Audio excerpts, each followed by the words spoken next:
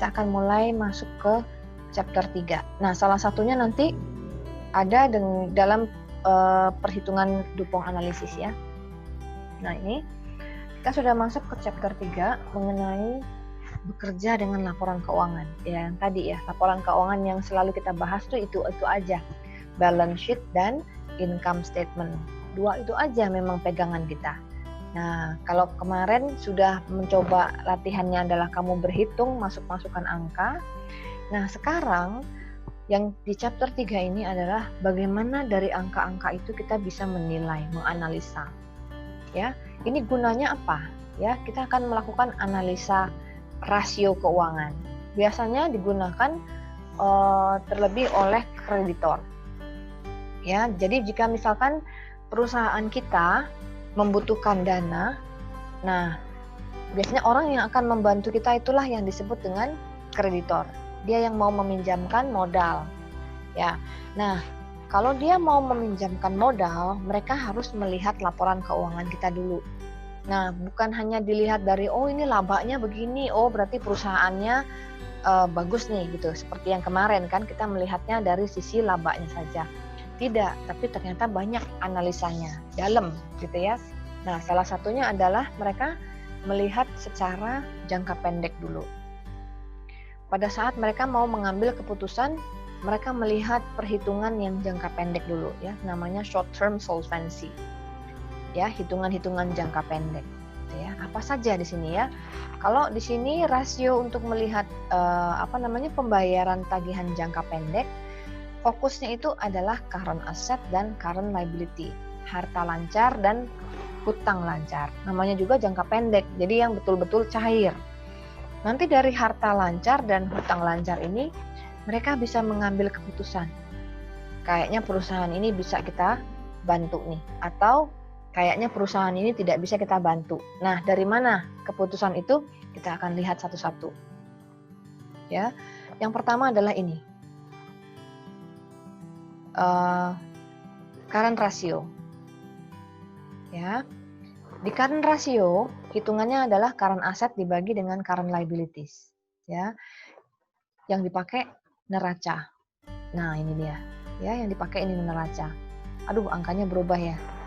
Oke, saya bongkar, saya gerak-gerak dikit dia panahnya berubah. Nah, mudah-mudahan kelihatan. Kelihatan nggak di kalian angkanya?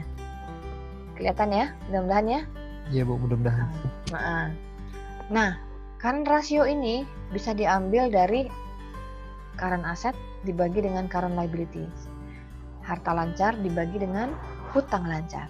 Nah, kita lihat hartanya. Ya, misalnya yang mau kita ambil adalah data tahun ini saya ngambilnya tahun 2000, sebentar, saya geser lagi. Oke. Nah. Ya. Ya, ini coret-coretan saya, jadi saya suka-suka saya yang mindah-mindahkannya ya, gitu. Nah, jadi yang diambil pada tahun ini yang saya ambil 2011. Ya, hitungannya adalah kamu ambil aja dari sini current asset yang diambil totalnya 1112 nih angkanya, ya 1112 dibagi dengan current liabilities. Current liabilities ini adalah hutang lancar, kamu ambil aja totalnya nilainya 428. Ini angkanya di sini. Ya. Lalu didapatlah hasil 2,5981. Kita tes ya, benar nggak? Nah, kamu sambil buka itu sebetulnya juga bisa buka kalkulator di laptop. Nah, ada kan aplikasinya? Kita coba pakai ya. Nah, ini dia. Oke, jadi sebetulnya kita nggak perlu pakai kalkulator yang saintifik, nggak apa-apa. Asal kamu di laptop ada kalkulator ini, aplikasi kalkulator. Ya, kamu download aja juga bisa. Jadi nggak perlu beli kalkulator. Nah, lebih mudah ya. Sudah ada teknologi lebih mudah lagi. Nah, kamu pilih yang saintifik ya. Kalkulatornya jangan yang standar ini. Kamu pindahkan ke saintifik. Nah, ini sudah ada kalkulator saintifik. Nah, setelah itu baru kita coba hitung angkanya. Masukin aja, ketik sini ya angkanya. 1112 dibagi 428. Sama dengan enter. Ya, kamu enter aja. Nah, 2,5981. Nah, biasanya saya paling maksimal tuh ngambil digitnya hanya 4 ya. Jadi hanya 5981. Tapi hati-hati. Pembulatan itu harus hati-hati. Kita lihat sebelah kanannya ya. Kalau dia di bawah 5, berarti kita abaikan saja. Ya, tidak perlu dibulatkan menjadi menambah angka ke depannya. Misalnya ini ya, 2,59813. Ya. Tadi kan saya mintanya hanya 4 digit saja di belakang koma. Jadi targetnya hanya sampai 5981. Nah, setelah angka 1 ada 3 dan 0. Ya, kita lihat aja nih pembulatannya bagaimana. Karena 8 dia lebih dari 5, maka dia akan menambah ke depannya. Menambah 1. Jadi menjadi 2,59813. Itu ya pembulatannya. Jadi yang ini dibuang ke sini, kita buang, abaikan supaya nggak susah ya. Mbak saya mau. Ya. Ini emang di laptop saya ini Word emang Ibu ya? Ibu ngitungnya nggak? Ibu tuh layang ngitungnya nggak ada, Bu? Ya, Bu, nggak muncul, ya, Bu. Nggak muncul, Bu. Nggak muncul, Bu. Itu saya bingung, Bu. Oh, sebentar ya. Coba saya... Sebentar. Mungkin Ibu share-nya bukan yang paling atas kali, Bu. Nah ini sudah muncul kalkulatornya nih? Iya, Bu. Sudah? Oke, saya coba ulang lagi ya. Nah, untung kamu bilang, Dek. Saya bilang enggak. Oke, kita coba ulang lagi. Ini kalkulator sudah muncul kan di kamu? Scientific ini kan? Nah, ya, pakai yang scientific, jangan yang standar. Ini kan standar, ini yang scientific. Kita ubah, lalu kita mulai menghitung. Tadi angkanya berapa ya? 1112 dibagi dengan 428. Enter saja. Nah, ini angkanya. Muncul nggak di kalian? 2,59813084411 dan sebagainya. Muncul? Muncul nggak di sana? Muncul. Nah, ini harus dibulatkan. Ini sama dengan kira-kira 2,6 ya, karena angka 5 ini 0,5-nya ini 0,598 ini lebih dari 5 ya. Jadi dibulatkan ke depan. Jadi 2,6. Nah, terus kita balik lagi ke sini. Jadi saya mesti bolak-balik ya. Nah, gini ya. Oke, bisa juga ya. Oke, sudah muncul yang ini? Yang baru lagi ke Word-nya. Nah, Ibu. Ya, tadi kan sudah dapat angkanya 2,5981 gitu ya. Lalu saya genapkan jadi 2,6. Saya bulatkan. Nah, sekarang cara bacanya, perusahaan mempunyai 2,6 dolar, ya, $2.06 maksudnya gitu ya. $2.06 di current asset, di harta lancar. Jadi perusahaan itu punya harta lancar, ya, di dalam harta lancar itu ada nilai 2,6 $2 untuk membayar setiap $1 hutang lancar. Nah, itu cara bacanya. Jadi cara bacanya di sini dari ini ya, dari formula ini. Ya, dari setiap $1 utang yang bawah ini terdapat $2. Saya bacanya pelan-pelan ya. Dari setiap $1 utang lancar yang ini yang bawah terdapat $2.06 harta lancar. Nah, maknanya apa? Jadi kreditor begitu melihat analisa ini, jadi kreditor itu juga nanti berhitung mereka. Jadi antara si pemilik perusahaan dengan calon investornya itu sama-sama berhitung ya. Nah, mereka menggunakan analisa ini rasionya. Jadi mereka mendapat kesimpulan yang sama bahwa dari semua utang ini itu ternyata masih ada lebihnya ya.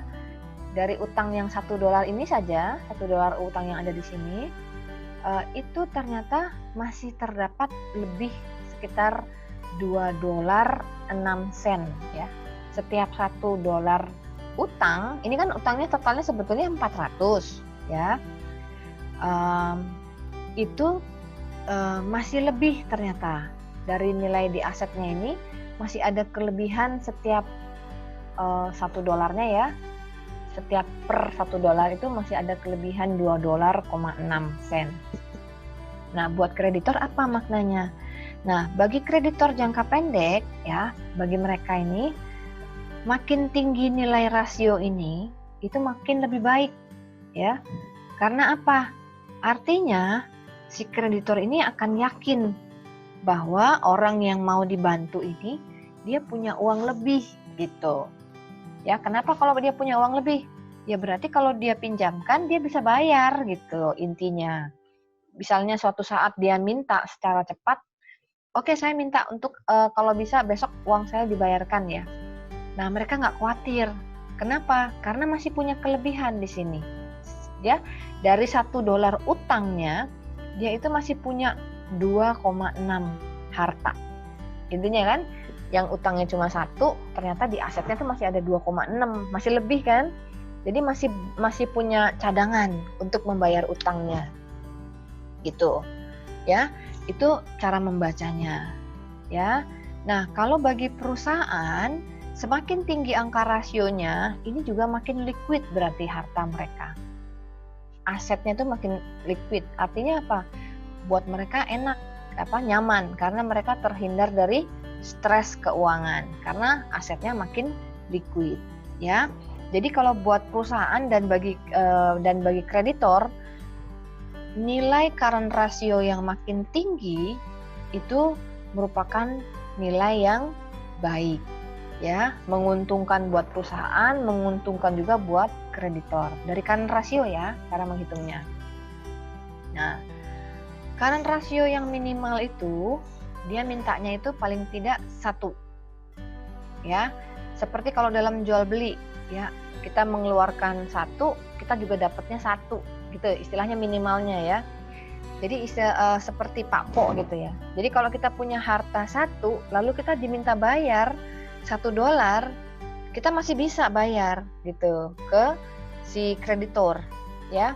Tapi kalau kita sudah bayar, kita hanya punya uang 1, lalu kita bayarkan 1 buat bayar utang, otomatis habis uangnya kan? Harta kita habis, harta lancarnya, kita tidak punya lagi cadangan. Nah, dari situ ya, dari sisi cadangannya, kita nggak punya sama sekali, 0. Nah, itu yang namanya dibilang Pak-Po. Memang sih kalau buat kreditor ini jangan sampai 1 kalau bisa. Ya minimal lah, minimal sekali. Ya, minimal tuh ya bisa bayar, tapi tidak punya cadangan lagi gitu ya. Nah, tapi jangan sampai negatif. Kalau negatif, biasanya kreditor tidak akan mau meminjamkan modalnya. Karena apa? Ya, mereka akan melihat, ya gimana, dia nggak punya cadangan cadangan kelebihan gitu ya, harta lebihnya tuh nggak ada. Kalau nanti kita dia negatif, yang ada kita pinjamkan, mereka nggak bisa bayar gitu. Nah gitu ya. Jadi dari rasio inilah bisa dilihat oleh kreditor dan juga oleh pemilik perusahaan. Cara menilai itu ya, menggunakan jangka pendek tadi ya, perhitungan jangka pendek dari harta lancar dan utang lancar. Yang kedua adalah quick ratio. Ya, ini rumusnya, current asset dikurangi inventory dibagi dengan current liabilities. Ambilnya sama dari neraca juga. Ya, ada inventory di sini, ada. Nah, kalau quick ratio, ini datanya saya ambil 2011, sudah ada datanya semua di sini.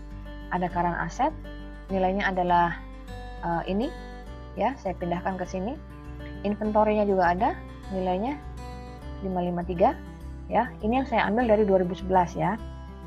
Current liabilities-nya juga 2011 428. Masukkan saja ke dalam rumusnya. Ini rumusnya, dapatlah hasilnya 1,31. Nah, caranya membacanya adalah dari utang $1. Jadi kalau kita punya utang $1, terdapat 1,31 aset cair. Ya, dari utang, kalau kita mau bayar utang sebesar $1, kita masih ada nilai $1,31 aset cair yang betul-betul cair kalau di sini. Jadi ini lebih beda dengan yang current ya. Kalau current itu tanpa dikurangi inventory. Jadi masih agak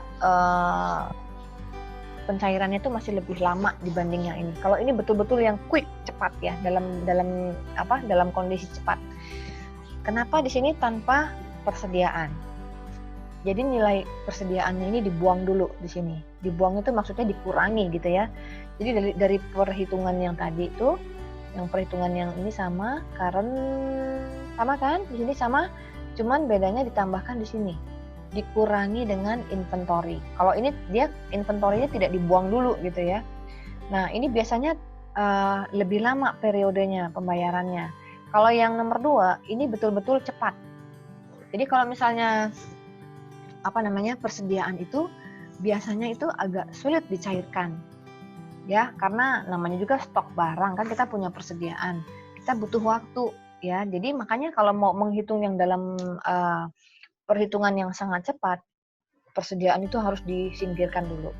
Dikeluarkan dulu ya. Caranya dimasukkan ke dalam perhitungan itu, dikeluarkannya di dalam soal, di dalam rumus di sini. Nah, ini artinya dikeluarkan supaya kita akan bisa melihat bahwa betul-betul harta lancarnya itu tanpa ada persediaan. Nah, ini betul-betul nilai aset yang sudah cair, ya. Kalau ini nilai QR-nya atau quick ratio-nya itu 1, artinya adalah harta lancar itu sama dengan utang lancar, maka kita makin cepat untuk melunasi hutang lancarnya. Nah, ya, jadi misalnya memang ini kalau memang dalam kondisi kita dipaksa untuk segera melunasi hutang, kita bisa melihatnya dari hitungan ini, quick ratio. Ya, inventorinya dibuang dulu, ya, baru nanti dibagi, gitu ya. Setelah dibagi dapatlah angkanya. Jadi dari $1 utang kita masih ada 1,31. Nah, beda ya. Beda yang di atas kan. Dari $1 utang, dia masih punya 2,5 hartanya. Nah, memang hartanya masih terlihat besar, tapi di dalamnya itu ada inventory yang agak sulit cair. Nah, gitu bedanya. Ya. Jadi kalau ini mau dicairkan, ini relatif lebih lama dibanding kalau kita pakai hitungan yang quick ratio. Ini dalam kilat ini ya. Bisa langsung, kalau misalkan memang kita dipaksa untuk melunasi, kita bisa. Tapi dengan syarat inventorinya harus dibuang dulu. Baru nanti kita lihat, oh berarti sebetulnya uang kita betul-betul hanya tinggal 1,3 hartanya. Bukan lagi 2,6 tadi. Ya, kalau 2,6 itu di dalamnya masih ada inventory berarti. Gitu ya. Sampai sini ada yang mau tanya dulu? Ya. Yang ketiga adalah cash ratio. Kalau mau tanya silahkan ya. Kalau nggak ada kita lanjut. Yang ketiga adalah cash ratio. Ini juga ngambilnya dari neraca juga, balance sheet. Datanya saya ambil yang 2011. Rumusnya adalah cash dibagi dengan current liabilities. Ya, bawahnya sama seperti yang nomor 1, nomor 2. Cuman atasnya aja kita di sini ganti. Bukan current asset tapi cash, karena kita mau melihat secara spesifik cash-nya. Jadi angka cash-nya sudah dapat 104, current liabilities-nya sama 428 ya. Jadi kita dapat rasionya di sini 104 dibagi 428. Jadi cash ratio kita adalah nilainya 0,24. Nah, cara bacanya gimana? Mereka hanya memiliki, jadi untuk bayar $1 utangnya, mereka tuh cuma punya uang cash senilai 0,24. Jadi nggak sampai $1. Jadi yang betul-betul uang cash yang ada di dompet itu, kalau lihat dari laporan ini, itu nilainya cuma 0,24 saja. Betul-betul nggak sampai $1 nilainya. Nah, makanya kalau mereka mau bayar utang, ini nggak bisa. Ya, jadi mereka harus dapatkan bantuan tambahan aset. Ya, salah satunya bisa dapat dari account receivable atau dari inventory. Kalau inventory-nya masih ada. Tapi kalau inventory berarti tadi resikonya akan lebih lama lagi bayarnya. Nah, kalau mau yang betul-betul cepat, yang quick ya, kalau misalnya memang dipaksa harus bayar, berarti kita harus menambah dari aset piutang. Nah, ini piutang itu adalah kita minjamkan uang ke orang. Nah, otomatis kalau kita sudah dalam kondisi terdesak, ya kita kekurangan, karena uang cash kita nggak cukup $1 kan, untuk bayar $1 utang aja kita nggak bisa, pakai uang cash yang ada di dompet. Jadi mau nggak mau kita harus minta piutangnya, harus ditagih. Langsung hubungi orang-orang yang punya hutang sama kita, ya. Yang piutang-piutang yang kita pinjamkan uang ke orang itu kita hubungi supaya mereka bayar piutangnya, gitu ya. Mereka bayar utangnya ke kita. Nah, gitu caranya. Jadi sudah ada, bayangkan. Jadi dari laporan keuangan itu sekarang kamu sudah bisa membayangkan, ya, bagaimana kalau kita ditagih oleh utang kita ditagih oleh orang pihak lain. Nah, dari mana kita bayarnya, gitu ya? Bisa lihat dari rasio ini, hitungannya, gitu ya. Nah, yang keempat adalah net working capital to total asset ratio, WCTA, ya, nama ininya apa? Nama kerennya WCTA. Ya, working capital to total asset, gitu. Rumusnya adalah NWC dibagi dengan total asset. NWC itu kembali lagi ke soal yang kemarin, ya. Current asset dikurangi current liabilities. Nah, rumusnya sudah ada di sini. Datanya tetap lagi dari neraca. Saya ambil datanya dari 2011, ya. Data-datanya sudah ada. Jadi masukkan aja data-data ini. NWC ini dapatnya dari current asset dan current liabilities, masukin dulu datanya. Current assetnya sekian, current liabilitiesnya sekian, lalu kita hitung dulu NWC-nya nilainya sekian, ya dapatnya 684, lalu tinggal dibagi dengan total asetnya sekian, 2756. Lalu kita mulai bagi, ya. Ya, jadi dari 684 dibagi 2756, dapatlah nilainya 0,2482. Saya bulatkan menjadi 0,25, ya, 0,25 atau 25%, sama aja. Nah, maknanya apa? Ya, jadi dari setiap $1 total aset, karena ini berbicara mengenai total aset, ya, tentang total aset, ya.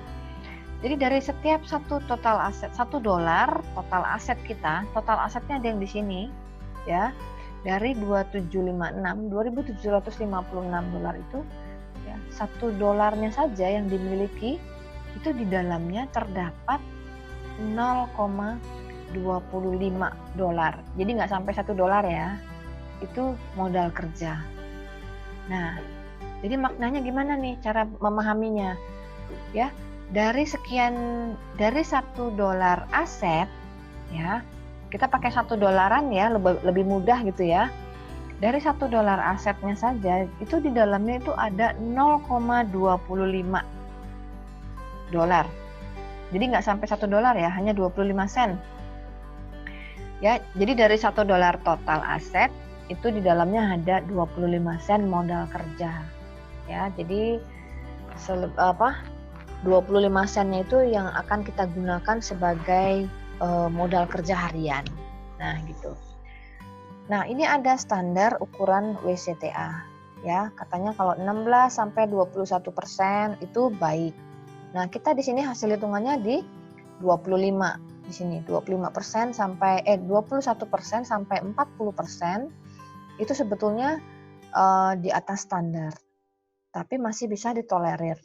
Maksudnya apa? Ya. Jadi semakin besar kalau di sini nilai modal kerja kita di sini itu bisa akan mengurangi keuntungan perusahaan. Karena apa? Dia mengurangi aset, ya. Istilahnya modal kerja harian itu kan berarti yang siap dikeluarkan secara cepat, ya. Buat bayar biaya gaji, biaya sewa, biar pegawai gaji upah gitu ya, bayar biaya upah gitu.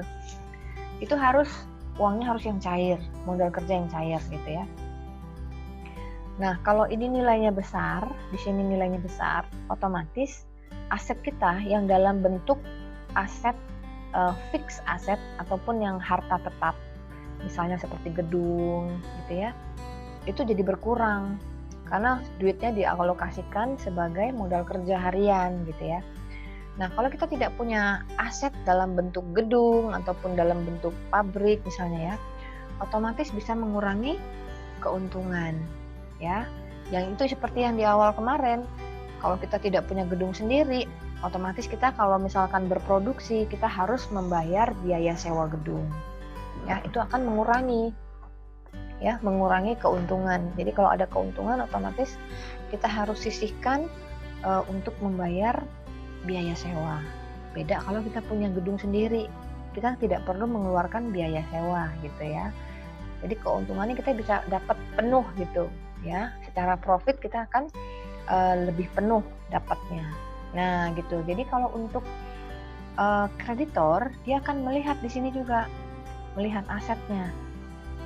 Oh, perusahaan ini berarti dari $1 aset itu 25 sennya itu berupa modal kerja. Ini sebetulnya agak relatif tinggi tapi masih bisa ditolerir. Nah, karena ada di sini persentasenya ya. Bolehlah gitu ya ditolerir oleh si kreditor.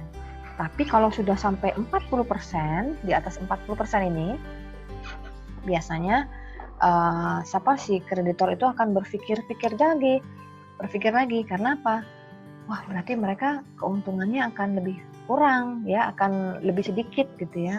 Karena hampir sebagian hartanya itu dijadikan modal kerja harian gitu ya, bukannya disimpan sebagai aset gitu ya.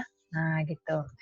Makanya kalau dia sampai lebih dari 40%, itu akan mengurangi keuntungan perusahaan ya. Jadi kreditor akan mikir-mikir nih, waduh mereka asetnya kurang ya, kebanyakan dipakai untuk keluar modal kerja harian gitu ya. Nah gitu. Nah ini dari sini menghitungnya ya. Nah ini adalah hitungan-hitungan kalau yang jangka pendek ya. Kita menghitungnya cepat nih jangka pendek ya. Hitungan-hitungan ini bisa kita dapat. Nah kalau yang untuk jangka panjang ya, kewajiban jangka panjang kita pakainya yang long term solvency namanya.